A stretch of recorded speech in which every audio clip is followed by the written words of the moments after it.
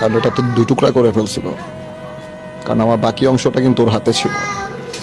তারপর ওই অংশটা তোমার ইসে পুলিশ এনে তারপর হচ্ছে ডক্টরদের কাছে দিচ্ছে।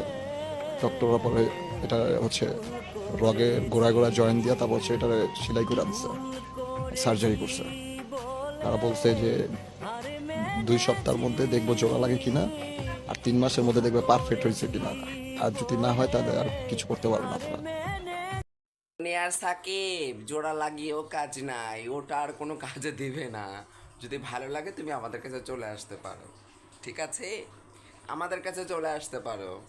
বহুত তো হিজড়াদের নিয়ে চেটকিয়েছো ভেটকিয়েছো, হায় হায় হায় এমন এমন করেছো, মনে নাই?